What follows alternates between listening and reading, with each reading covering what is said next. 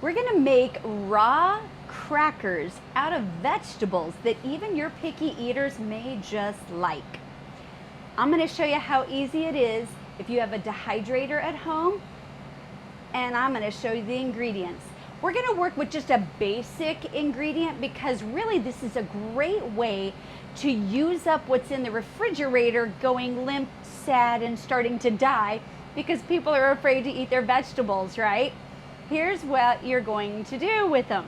So I like to start with a base of either flaxseed or chia seed, your choice. I'm gonna use flaxseed today. You can also use sunflower seeds, pumpkin seeds, or cashews, Brazil nuts. These are other ideas.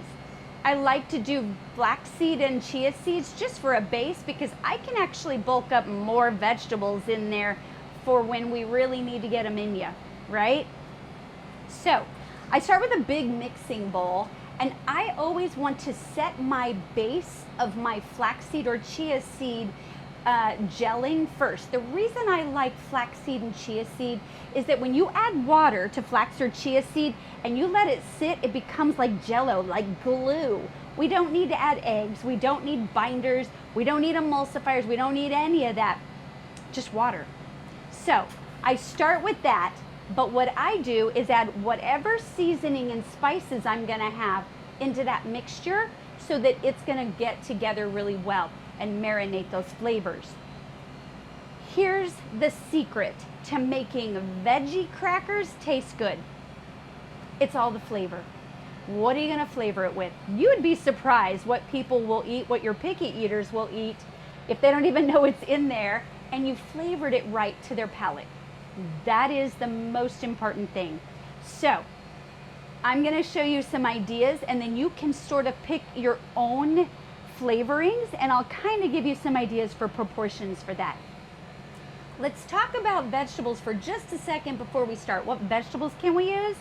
I don't recommend strong flavored vegetables like broccoli or cauliflower, not ideal.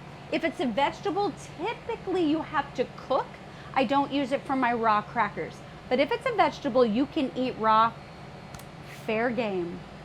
So we'll start by adding our base, and then we'll make some crackers with those vegetables. So just to make a good sized batch, I start with 1 cup of either flaxseed or chia seed. I put it in there, and then I'm gonna add the same amount of water.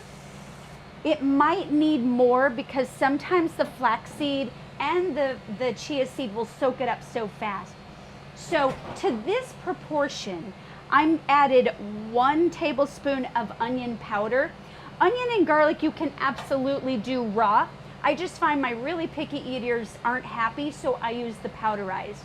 And then I have my garlic powder. Again, to these proportions, I've done 1 tablespoon. Now I decided to add rosemary in here, and rosemary powder is much stronger. So I only did ½ a tablespoon to these proportions. If I was adding basil, it'd be a full tablespoon. You could do oregano, thyme, make an Italian flavor, right? If you want a spicy flavor, you could add chipotle. Then I'm gonna do way less so it's not too spicy, right?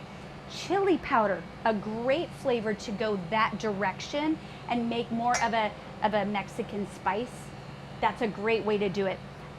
If you want to add a little cheesy flavor without the cheese, I'm adding nutritional yeast.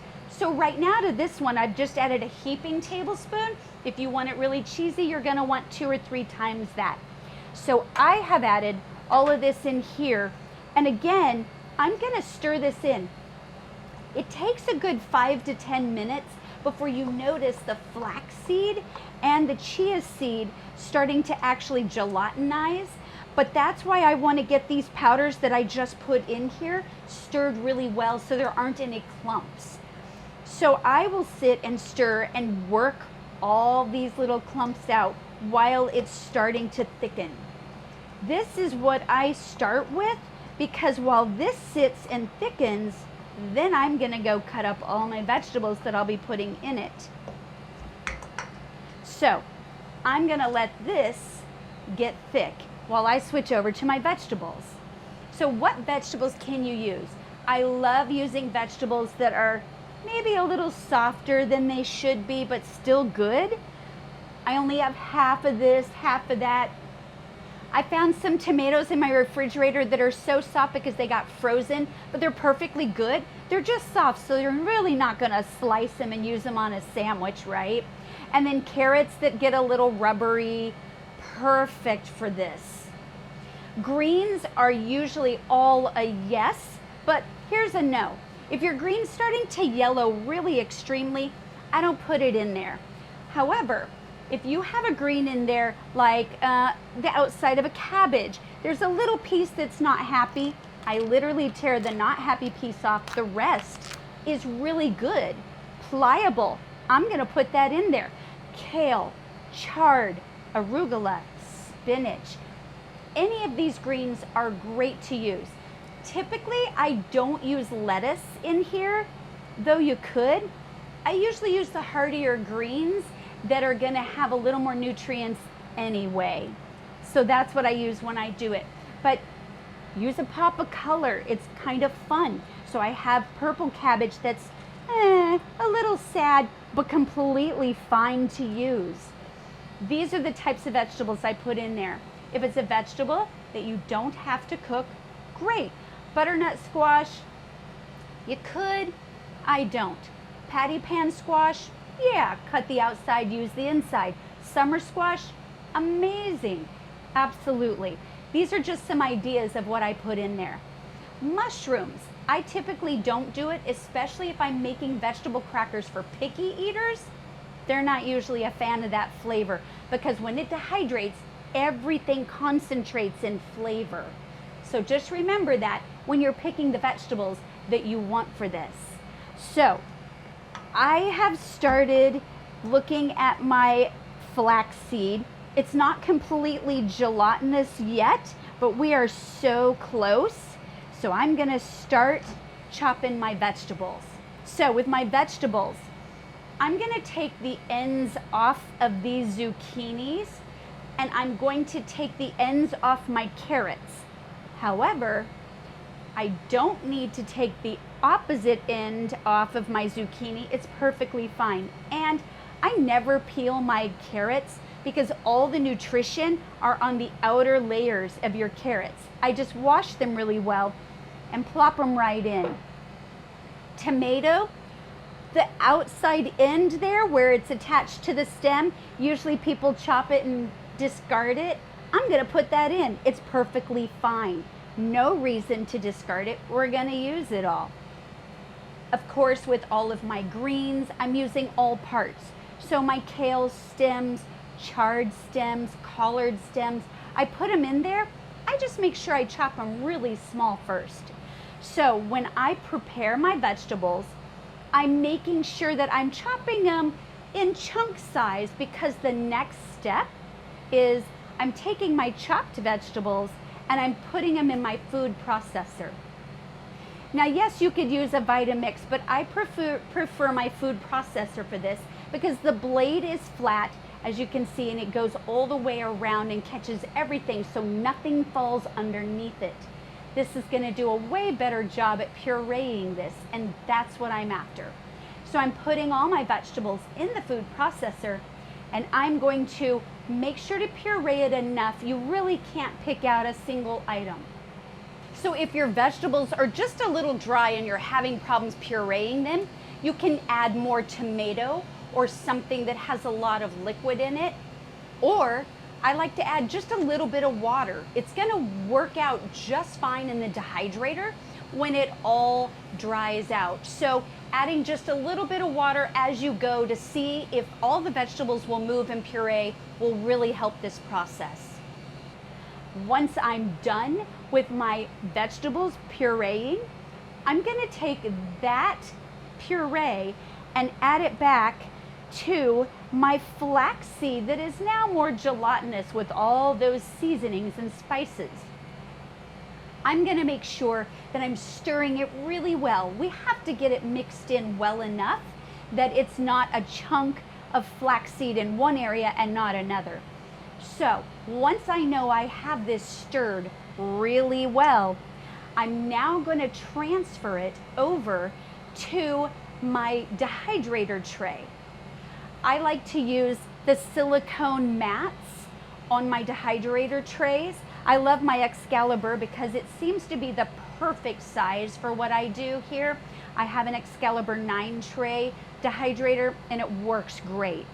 So I pour the entire puree over the silicone mat, and I try to make sure to take a very wide spatula and smooth it out so it's even as I can get it to the edges. Once I have that done, I'm going to take that big spatula and I'm going to score it at least a little bit, which means it's going to be easier when it comes out of the dehydrator to break it into cracker size. So typically I like a little bit smaller crackers. So for my Excalibur 9 tray dehydrator, I will score it 6 rows one way, 6 rows the other.